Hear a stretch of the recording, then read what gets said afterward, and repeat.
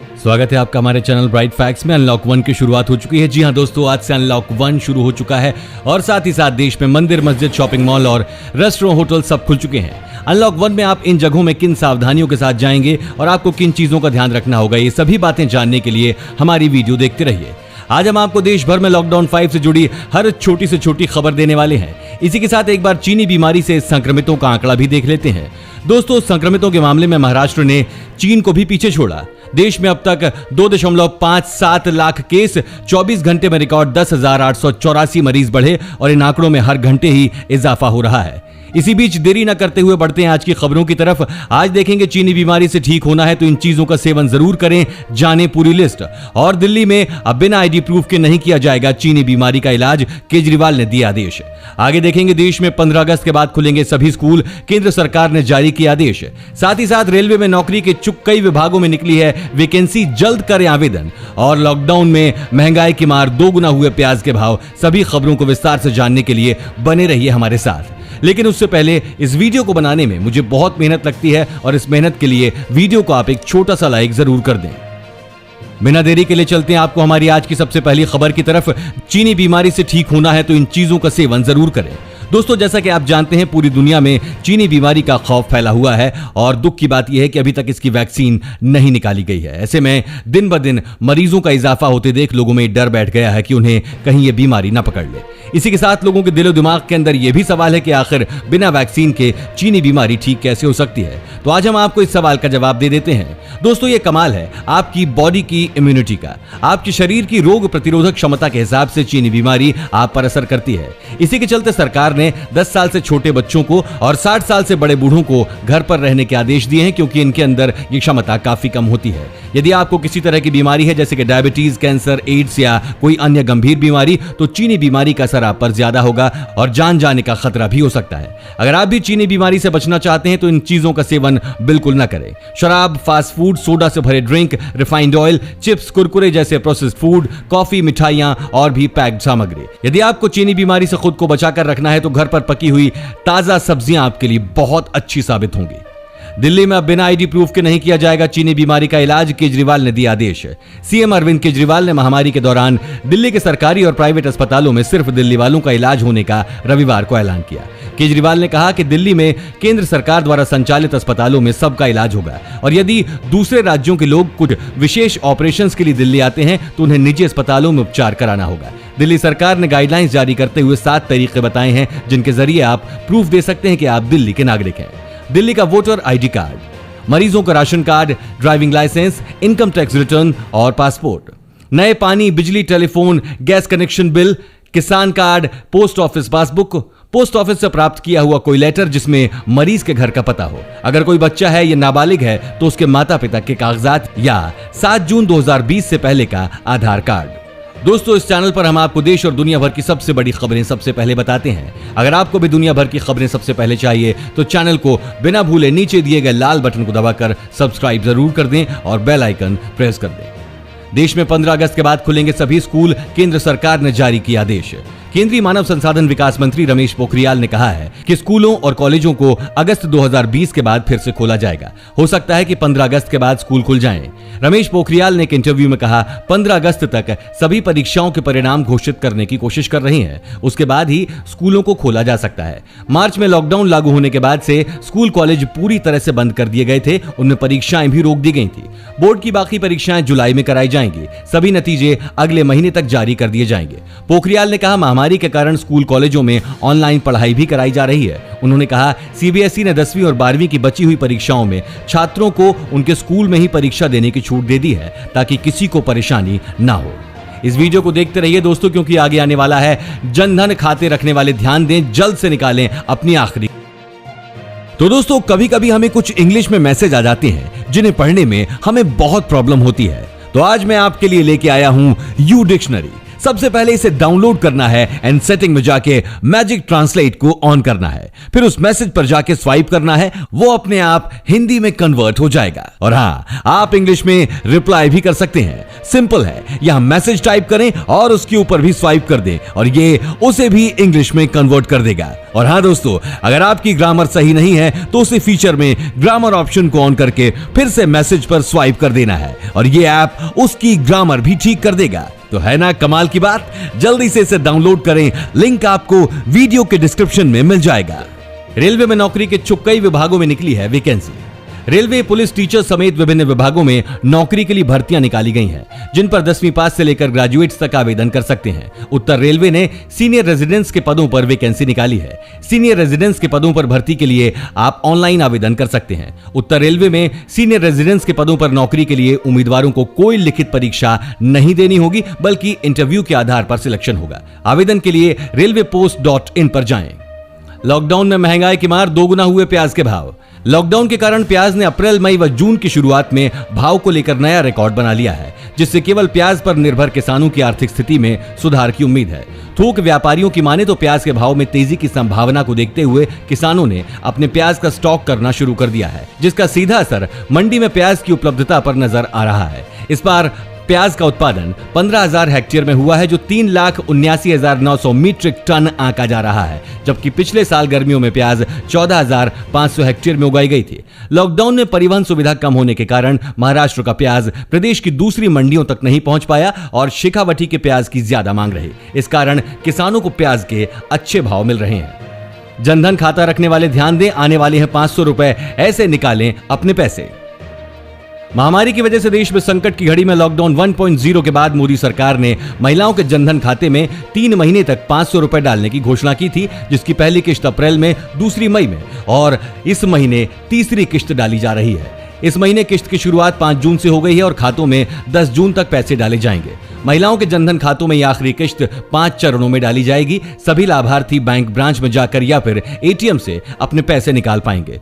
मोदी सरकार ने महिला खाता धारकों से यह भी अपील की है कि हड़बड़ी में एक साथ पैसे निकालने के लिए बैंक नहीं पहुंचे। पैसे निकालने के दौरान या फिर एटीएम पर सोशल डिस्टेंसिंग का पालन करें। भीड़ से बचने के उद्देश्य से ही सरकार 5 चरणों में मदद की राशि बैंक खातों में डाल रही है।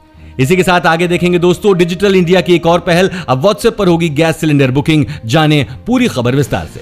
वहीं दोस्तों, अब सस्ते हुए सैमसंग और वीवो के स्मार्टफोन। जी हां, लॉकडाउन के बीच कुछ स्मार्टफोन्स के दाम में कटौती हो गई है। यानी अगर आप फोन खरीदने की सोच रहे हैं तो लॉकडाउन के बाद इन स्मार्टफोन्स के बारे में सोचा जा सकता है। वीवो और सैमसंग के बीच भारतीय स्मार्टफोन मार्केट में कड़ी टक्कर है और इन्हीं दोनों कंपनियों ने अपने फोन भी सस्ते किए हैं। दोस्तों, वीवो S1 16,990 रुपए में मिल रहा है, वहीं सैमसंग गैलेक्सी M21 13,199 रुपए में मिलेगा। साथ ही में सैमसंग गैलेक्सी A50s अब 18,599 रुपए का मिलेगा। घर बैठे मोबाइल से बनवाएं राशन कार्ड, बहुत आसान है तरीका।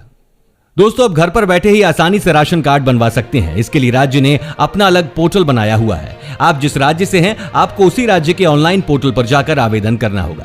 पोर्टल के अंदर डाउनलोड फॉर्म्स पर जाएं और फिर राशन कार्ड एप्लीकेशन फॉर्म पर क्लिक कर फॉर्म को डाउनलोड करें। डाउनलोड किए गए फॉर्म को भरकर आपको उसके साथ कुछ प्रूफ लगाने होंगे, जिनमें एड्रेस प्रूफ, बैंक पासबुक, जाति प्रमाण पत्र और परिवार के सभी सदस्यों के आधार की फोटोकॉपी शामिल है। फॉर्म और इन सभी जरूरी दस्तावेजों की कॉपी लगाकर करीबी राशन डीलर या फिर फूड सप्लाई ऑफिस में जमा करें। आपको राशन कार्ड के आवेदन के समय 45 रुपए तक की फीस देनी होगी। इसके बाद फील्ड वेरिफिकेशन के लिए आपके पास सरकारी अधिकारी आएगा, जो फॉर्म में दी गई जानकारियों की जांच की पुष्टि करेगा। आवेदन करने के 30 दिन के भीतर यह जांच पूरी हो जाएगी। सही होने पर 30 दिन के अंदर आवेदक के लिए राशन कार्ड जारी हो जाता है।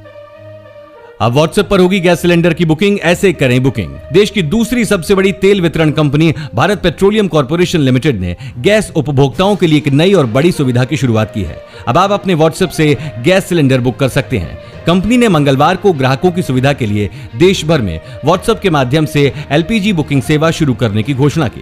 कंपनी ने बताया है कि उसने गैस सिलेंडर बुकिंग के लिए एक नया व्हाट्सएप बिजनेस चैनल लॉन्च किया है। व्हाट्सएप पर यह बुकिंग ग्राहक के company BPCL smart line number 1800224344 पर पंजीकृत मोबाइल नंबर से आसानी से की जा सकती है।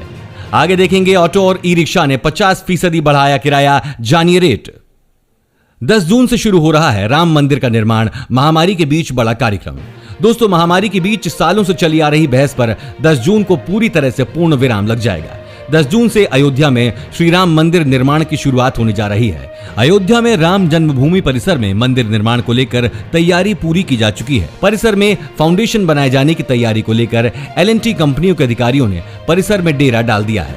वहीं मंदिर निर्माण की प्रक्रिया के लिए परिसर में धार्मिक अनुष्ठान का बड़ा आयोजन किया जाएगा। यह आयोजन परिसर में स्थित प्राचीन कुबेर टीला पर होगा, जहां भगवान शिव विराजमान है। 10 जून को कमल नयन दास अन्य संतों के साथ पूजन को प्रारंभ करेंगे, जो सुबह 8 बजे से शुरू होकर 2 घंटे तक किया जाएगा। शादियों को लेकर नई गाइडलाइंस, बारातियों पर होगी FIR। देश भर में महामारी के चेन तोड़ने के लिए लॉकडाउन किया हुआ है। केंद्र सरकार ने शादी जैसे आयोजनों पर बहुत पहले से पाबंदी लगा रखी है, लेकिन प्रशासन की अनुमति के बाद कुछ लोगों की मौजूदगी में शादी हो सकती है। लेकिन पिछले दिनों मध्य प्रदेश के भोपाल में एक शादी समारोह में दुल्हन के चीनी बीमारी से पॉजिटिव मिलने से हड़कंप मचा हुआ है, जिसके बाद राज्य सरकार ने शादियों को लेकर नई गाइडलाइंस जारी की हैं। सरकार ने पुराने आदेश को संशोधित करते हुए शादी बारात में बसों की अनुमति जारी नहीं करने का फैसला लिया है। मध्य प्रदेश के गृह मंत्री नरोत्तम मिश्रा ने कहा कि शादी समारोह में ज्यादा भीड़ होने से संक्रमण का खतरा बढ़ता जा रहा है। ऐसे में अब शादी बारात में किसी तरह की गाड़ी और बस चलाने की अनुमति नहीं दी जाएगी। सभी को शादी समारोह की नई गाइडलाइंस का पालन करना होगा, अन्यथा उसके खिलाफ कार्रवाई अमल में लाई जा सकती है। उन्होंने बताया, बारात में निर्धारित संख्या से अधिक लोगों को ले जाने पर FIR दर्ज होगी। ऑटो और ई-रिक्शा ने 50% किराया बढ़ाया, जानिए रेट। ऑटो व ई-रिक्शा चालकों ने 50% तक किराया बढ़ा दिया है। महामारी को देखते हुए प्रशासन ने ऑटो व ई-रिक्शा चालकों को 3 से अधिक सवारियां नहीं बिठाने के निर्देश दिए हैं। ऐसी स्थिति में चालकों के लिए ऑटो के तेल का खर्चा निकालना भी मुश्किल हो गया था। इसको देखते हुए ऑटो व ई-रिक्शा चालकों ने किराए में बढ़ोतरी कर दी है। बस व जीपों का संचालन नहीं होने से ऑटो व ई-रिक्शा चालकों को सवारियों के लिए कड़ी मशक्कत करनी पड़ रही है। हालत यह है कि पूरे दिन मेहनत करने के बाद भी चालक तेल व मरम्मत का खर्चा तक नहीं निकाल पा रहे हैं। आर्थिक तंगी से जूझ रहे कई चालकों ने ऑटो व ई-रिक्शा का काम छोड़ दूसरा काम पकड़ लिया है। साथ ही देखेंगे दोस्तों, आज से शुरू होगा प्राइवेट बसों का संचालन। जानिए क्या बातें ध्यान में रखने की है जरूरत। आज से खुलेंगे होटल, रेस्टोरेंट और शॉपिंग मॉल। चीनी बीमारी से बचना है तो एंट्री एग्जिट का तरीका जरूर जान लें।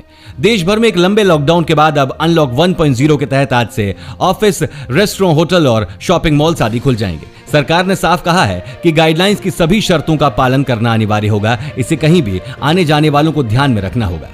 2 व्यक्तियों के बीच कम से कम 6 फीट की दूरी मेंटेन करने के साथ ही फेस मास्क पहनना अनिवार्य होगा। होटल या रेस्टोरेंट के एड्रेस पर हैंड सैनिटाइजर और थर्मल स्क्रीनिंग की व्यवस्था करनी होगी और केवल बिना लक्षण वाले स्टाफ और गेस्ट्स को ही अंदर जाने की अनुमति मिलेगी। सभी होटल्स या रेस्टोरेंट में पेमेंट के लिए कॉन्टैक्टलेस विकल्प को चुनना होगा। सभी जगहों पर लगातार सफाई करनी होगी और खाने के लिए रूम सर्विस या टेक अवे को बढ़ावा दिया जाएगा। असम में बाढ़ से बुरे हैं हालात, 50,000 से ज्यादा लोग हुए प्रभावित। असम में बाढ़ के हालात रविवार को भी गंभीर बने रहने के साथ ही अब भी 6 जिले के 60,000 लोग प्रभावित हैं। अधिकारियों ने कहा कि लखीमपुर जिले में बाढ़ का पानी कम हुआ है, लेकिन 2 नए जिले धेमाजी और पश्चिम कार्बी में पानी घुस गया। असम राज्य आपदा प्रबंधन प्राधिकरण की दैनिक बाढ़ रिपोर्ट के मुताबिक बाढ़ के कारण धेमाजी, गोलापारा, नगांव, होजाई, पश्चिम कार्बी, आंगलांग और कछार जिले के 59,840 लोग प्रभावित हैं। सूत्रों के मुताबिक पिछले 24 घंटे में गोलपारा में 5 लोगों को बचाया गया है। वर्तमान में 103 गांव बाढ़ की चपेट में हैं और 6,439 हेक्टेयर में लगी फसल बर्बाद हुई है। आज से शुरू होगा प्राइवेट बसों का संचालन। जानिए क्या बातें ध्यान में रखने की जरूरत है। मुजफ्फरनगर में सोमवार को विभिन्न रूटों पर प्राइवेट बसों का संचालन शुरू हो जाएगा। Muzaffarnagar Saharanpur Roorkee motor operators union के सचिव ब्रह्मा सिंह मलिक ने बताया कि लॉकडाउन के बाद सोमवार से प्राइवेट बसों का संचालन शुरू हो रहा है। उन्होंने बताया कि मुजफ्फरनगर से रोहाना, देवबंद, नागल, गागलहेड़ी, सहारनपुर रूट पर बसों का संचालन शुरू किया जाएगा। उन्होंने बताया कि रूट की सभी बसों को सैनिटाइज करा दिया गया है तथा सोशल डिस्टेंस का ध्यान रखा जाएगा। स्टाफ को ग्लव्स, मास्क आदि देते हुए बसों में सीटों की क्षमता के अनुसार ही यात्रियों को बिठाया जाएगा। प्रत्येक बस को चलाने से पहले सैनिटाइज कराया जाएगा। इसी के साथ दोस्तों, देश भर की खबरों के बाद एक बार विदेश की खबरें भी जान लेते हैं। अमेरिका और पाकिस्तान से कुछ बड़ी खबरें निकल कर आ रही हैं। अमेरिका में हिंसा जारी, प्रदर्शनकारी बोले आप हमारे राष्ट्रपति नहीं।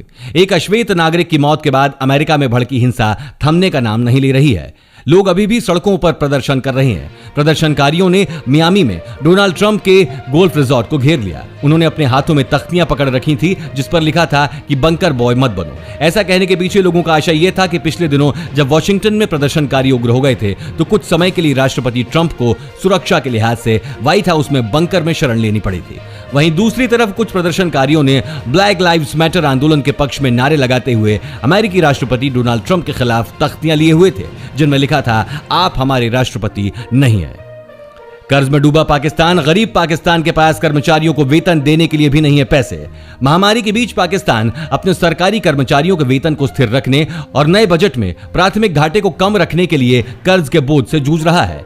पाकिस्तान के स्थानीय समाचार पत्र एक्सप्रेस ट्रिब्यून की रिपोर्ट के अनुसार IMF सख्त तौर पर पाकिस्तान को राजकोषीय स्थिति में सुधार के लिए कदम उठाने के लिए कह रहा है, लेकिन पाकिस्तान के लिए IMF के निर्देशों का पालन करना मुश्किल हो रहा है। गौरतलब है कि पाकिस्तान सार्वजनिक ऋण के बोझ से जूझ रहा है। पाकिस्तान का सार्वजनिक ऋण उसकी अर्थव्यवस्था के आकार के 90% तक पहुंच गया है। पाकिस्तान के सार्वजनिक कर्ज के बढ़ने और 20 देशों से उसकी कर्ज राहत के फैसले के बाद IMF ने पाकिस्तान को सरकारी कर्मचारियों के वेतन को फ्रीज करने के लिए कहा है। पाकिस्तानी सरकार IMF की इस मांग को मानने के लिए तैयार नहीं है और इसका विरोध कर रही है। पाकिस्तानी सरकार का मानना है कि देश में बढ़ती महंगाई के कारण लोगों की वास्तविक आय का नुकसान हुआ है।